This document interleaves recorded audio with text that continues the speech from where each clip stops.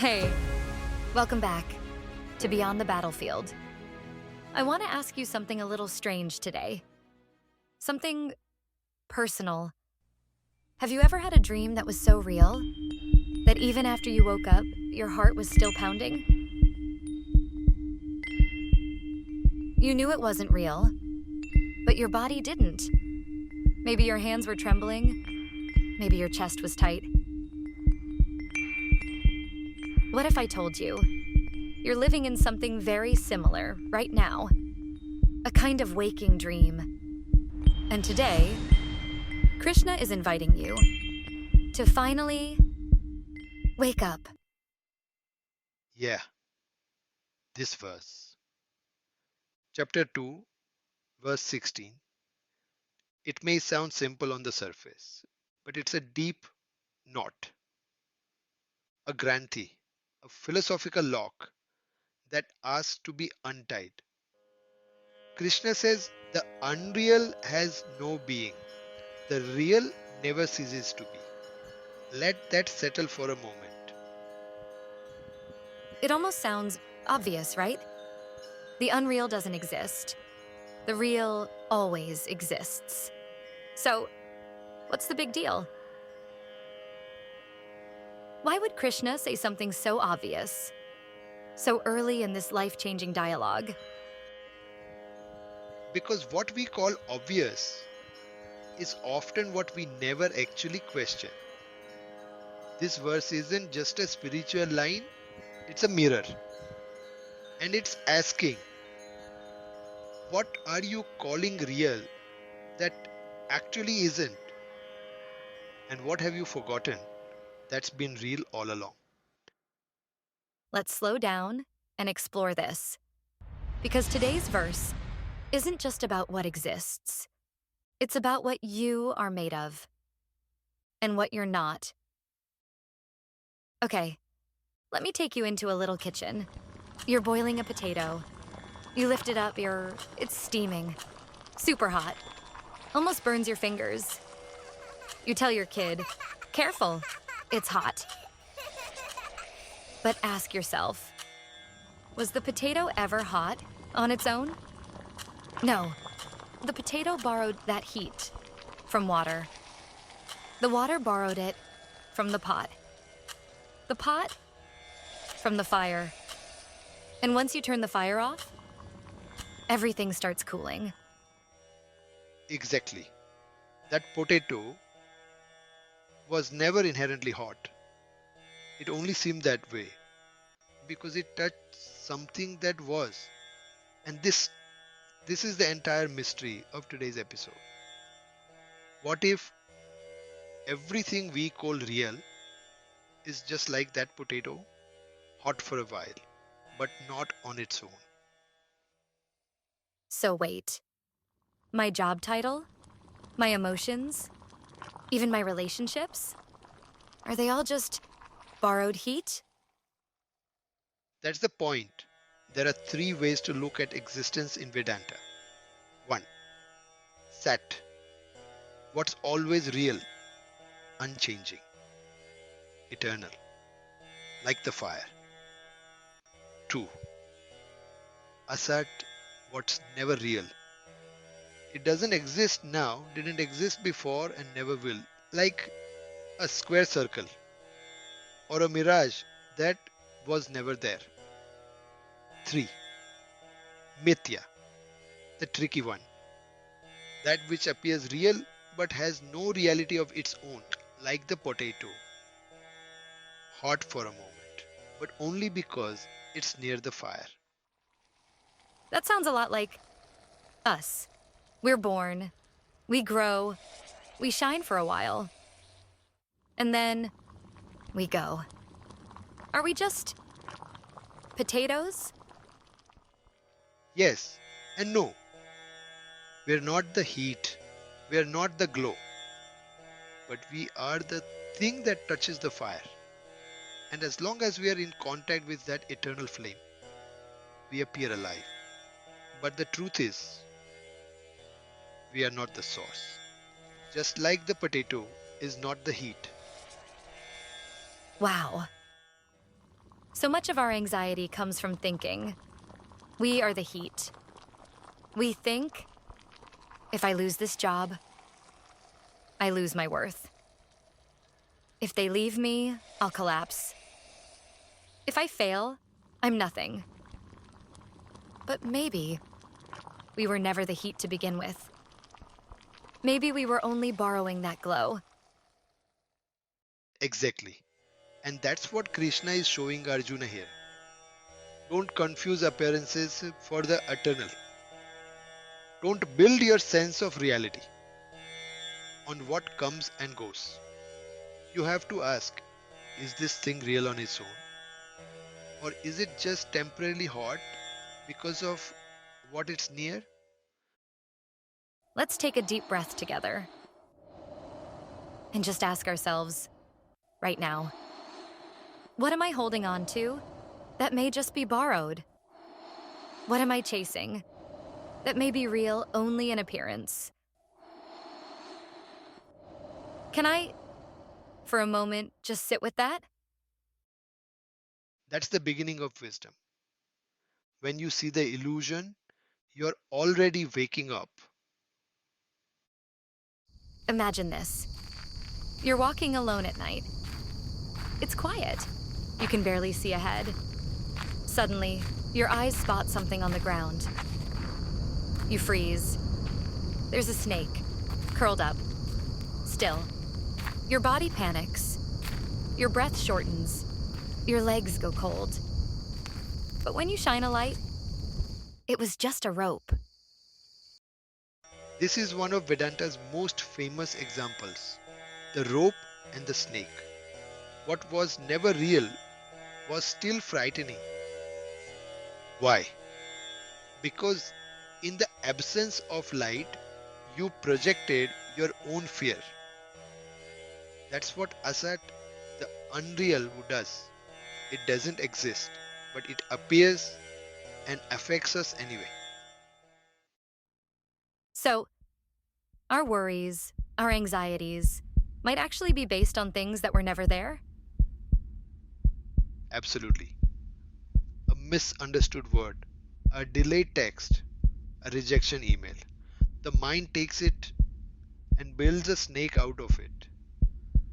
And that snake feels real until the light of awareness shows us it was just a rope.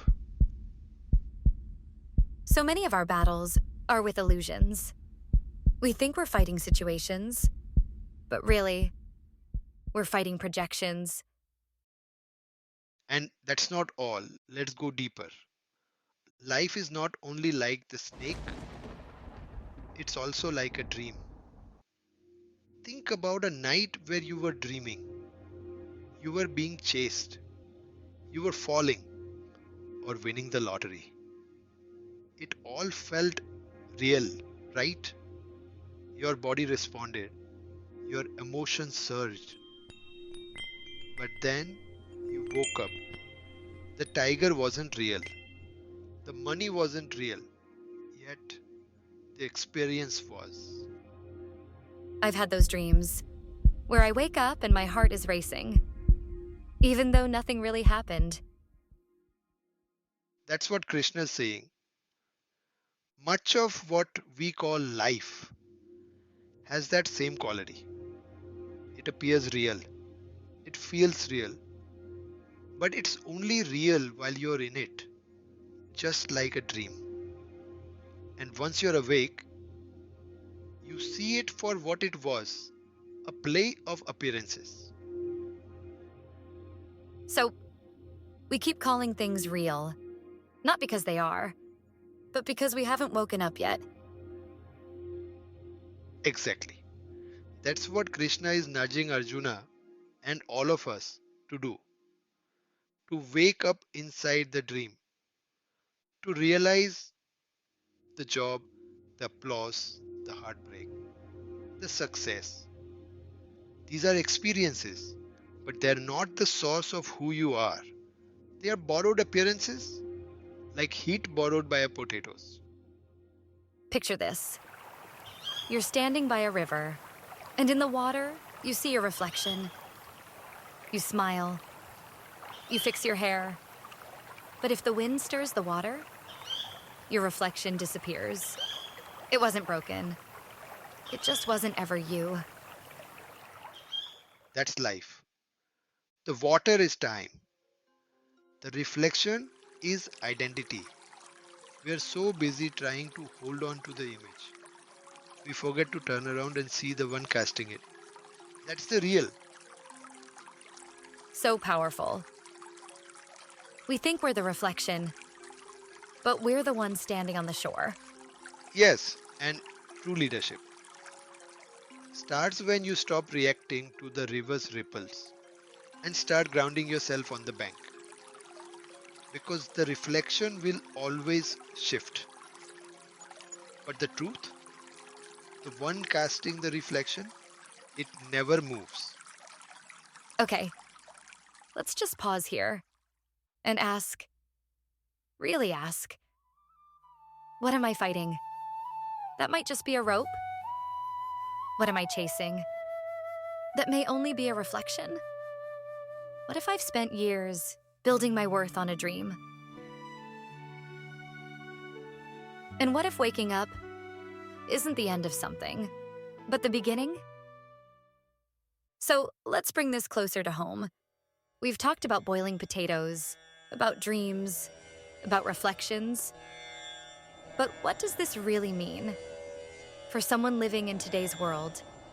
In an office, in a startup, in a boardroom, or at a dinner table with family? Let me ask you a simple question. What gives you your sense of self? Your job, your title, your reputation, your relationships? If you lost those today, would you disappear or would something still remain? That's the scary part, isn't it? Because if all we've done is built our identity on roles and labels, then when those fade, we feel empty. Exactly. And that's what Krishna wants us to see. There's a big difference between power that is yours and power that's borrowed from your position. Real power is not borrowed. It doesn't need a title. It's the fire, not the potato. Can you give us a real example? Sure, think of a CEO. Let's call him Ramesh. Everyone respects him. People listen when he talks. His emails matter. His presence matters. But the day he retires, the attention shifts. Suddenly he's just Ramesh. And for many leaders, that moment is painful because they realize they were never the fire. They were the potato, hot because of their role. So, if we confuse borrowed status with true self, we're bound to suffer. Exactly. And real leaders, they know the difference. They use roles but don't cling to them. They walk into the fire of truth. So even when the title drops, the heat remains because they've touched something deeper. That's what Krishna means. When he says the unreal has no being, the real never ceases to be. It's not just about metaphysics. It's about freedom. It's about knowing what can never be taken from you. And when you lead from that place, no change, no crisis, no feedback, no failure can shake you. Yes, the real you was never created, so it can't be destroyed. The fire of Brahman burns within you, always. Even when your reflection disappears, even when your dream ends, what remains is you. So, anchor, how do we use this wisdom? How do we bring it into daily life? Great question. You can actually use this as a simple test for any thought or fear or desire that arises. Ask yourself three things. 1. Was this always there? 2. Will this always be? 3. Does it exist on its own or is it borrowed? If the answer is no past, no future, just appearing now, and borrowed from something else, it's mithya. Recognize it, see through it, let it go. That's beautiful. Like a mirror test for the soul. You look into the moment and ask, is this a dream? And when you practice this often, you begin to live differently. You stop chasing illusions. You stop fearing losses. And you start aligning with what is eternally true. So tonight, try this. Before you sleep, close your eyes and whisper to yourself, what is borrowed will fade.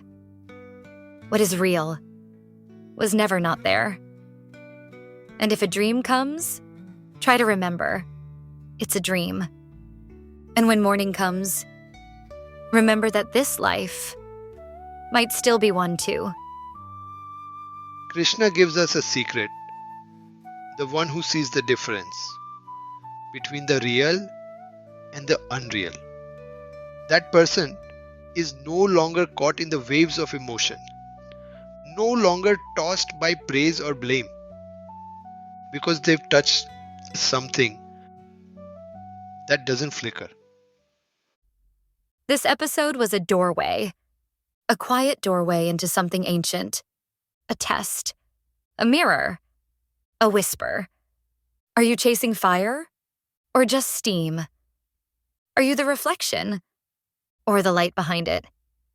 Now you can check out our exclusive GPT companion link, BYB Interactive. It's your space to interact, explore more insights from the Gita, or just continue the conversation at your own pace. Just tap the link in the show notes or in description. See you in episode 15. Until then, stay calm, stay grounded,